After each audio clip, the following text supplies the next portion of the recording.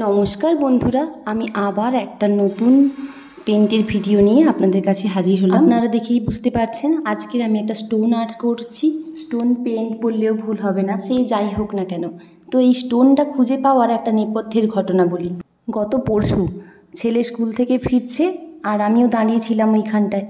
তো ও গাড়ি থেকে নামলো আর দেখলাম যে অনেক বড় সব পাথর পড়ে রয়েছে। ছেলে পাথরটার শেপটা দেখে ভীষণ পছন্দ করলো, বললো মা এইটার উপরেই তুমি কিছু একটা ঠাকুরের ছবি এঁকে দাও। তো আমি ভাবলাম সব সময় তো ঠাকুরের ছবি আঁকছি, একটু অন্য কিছু ট্রাই করি। ও তো নাছোড়বান্দা, হ্যাঁ আমাকে ঠাকুরের ছবি এঁকে দিতেই হবে।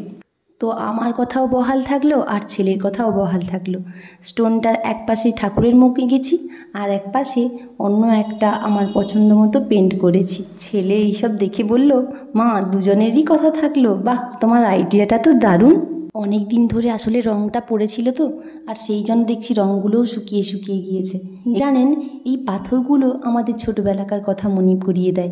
আমাদের খেলার সবথেকে বড় অঙ্গই ছিল এই পাথরগুলো। এই পাথর দিয়ে আমরা ঠাকুর বানিয়ে ফেলতাম, কোনো রকম সিঁদুর লাগিয়ে পুজো করতেও বসে যেতাম। আবার এর চেয়ে একটু ছোটো সাইজের পাথর দিয়ে নাচনগুটি খেলতে বসে যেতাম। তাছাড়াও রয়েছে পুকুরে ঢিল ছুঁড়ে ছুঁড়ে ফেলা, আবার ব্যাঙ লাফানো, তো অনেক কিছুই রয়েছে। সে যাই হোক, সেই সব মজার দিন ভুলবার নয়। আমার এই মজার ঘটনাগুলো আমার ছেলে ভীষণ উপভোগ করে। ও কোনো ফাঁক পেলেই শুরু করে দেয়, মা তোমার ছোটোবেলাকার গল্পগুলো বলে শোনাও না। আমারও ছেলেবেলাকার ঘটনাগুলো ওকে বলে শোনাতে আর স্মৃতিমন্থন করতে মন্দ লাগে না। অনেকে আবার বলেন স্মৃতি নাকি বেদনার, কিন্তু কিছু কিছু স্মৃতি আছে সেগুলো মনে করলে মনটা আনন্দে ভরে ওঠে। আমি আপনাদের সঙ্গে কথা বলতে বলতে স্টোনটার উপরে একটু ডিপ পিঙ্ক কালার আর হোয়াইটটাকে ব্লেন্ড করে লাগিয়ে নিয়েছিলাম।